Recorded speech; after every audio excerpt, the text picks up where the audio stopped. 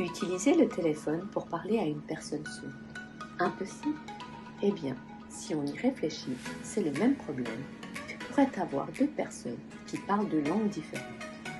Ce problème aujourd'hui, en grande partie résolu, grâce à des applications telles que Google Translate ou similaires, ont fait tomber de nombreux obstacles dans la communication.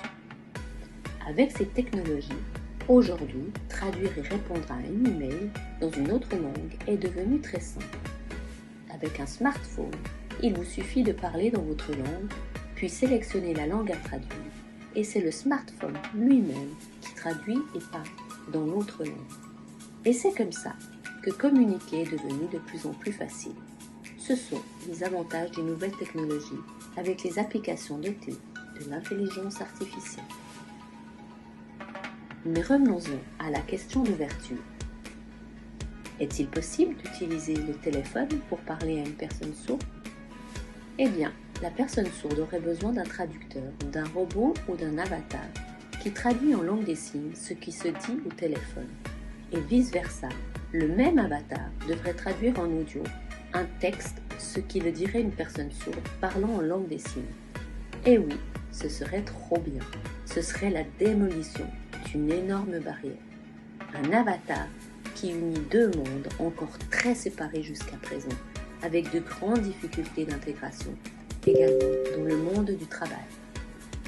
On pense alors à l'utilisation dans les commerces, les restaurants, dans les hôtels, dans les bureaux de l'administration publique, dans les communes, dans les aéroports, dans les gares et dans les hôpitaux. Réfléchissons à la façon dont cela pourrait faciliter l'apprentissage dans les écoles élémentaires. Un avatar toujours avec toi, qui parle et traduit la langue des signes. Oui, un avatar comme ami. Il y a une entreprise qui a déjà commencé à travailler sur cette technologie. C'est une société italienne. Son nom est Evodiv.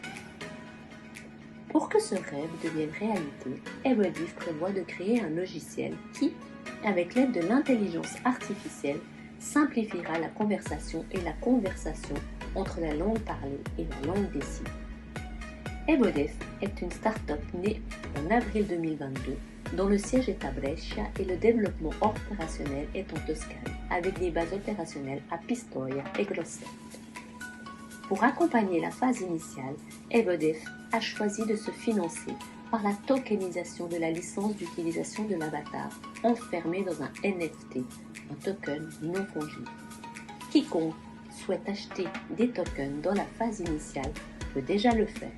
Les avantages pour les détenteurs de tokens proviendront des revenus des abonnements et d'autres chiffres d'affaires en pourcentage du soutien exprimé. Dans le site, on retrouve le light paper, téléchargeable en 5 langues.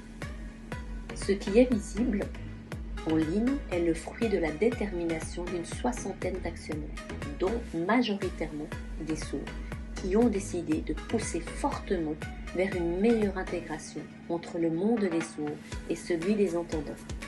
Le roadmap démo montre le développement déjà commencé et un explorer synchronisé avec Exchange concernant la vente des tokens sont visibles sur le site officiel du projet ainsi que d'autres informations avec des mises à jour constantes sur tous les progrès du projet.